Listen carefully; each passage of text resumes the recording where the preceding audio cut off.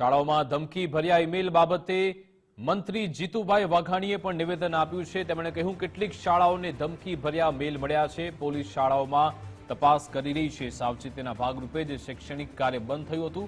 અત્યાર સુધી કંઈ પણ શંકાસ્પદ નથી મળ્યું। ધમકી ભર્યા ઈમેલને લઈ ક્રાઇમ બ્રાન્ચની ટીમ તપાસ કરી રહી છે।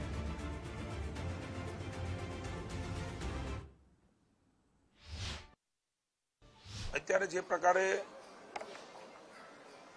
કેટલીક શાળાઓમાં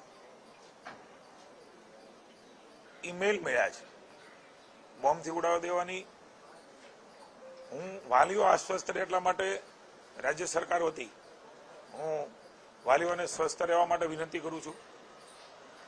માનની હર્ષભાઈના માર્ગદર્શન નીચે આપણો પોલીસ વિભાગ એ સુપેરે સુરક્ષા માટે કામ કરી રહ્યો છે। જેવા મેલ મળ્યા તમામ સ્કૂલો 10 થી 15 સ્કૂલો છે, તાત્કાલિક બોમ્બ સ્ક્વોડ, સ્નીફર ડોગ ની ટીમો એ ચેકિંગ માટે મોકલી દેવાય છે। અત્યાર સુધી કંઈ વાંધાજનક મળ્યું નથી। મારે ડીજીપી સાથે વિકાસભાઈ સાથે વાત થઈ છે, માનની હર્ષભાઈ સૂચનાઓ આપી છે, ચેકિંગ બાકી છે, ત્યાં પણ શરૂ છે, પણ અત્યાર સુધી કોઈ વાંધાજનક વસ્તુ મળી નથી।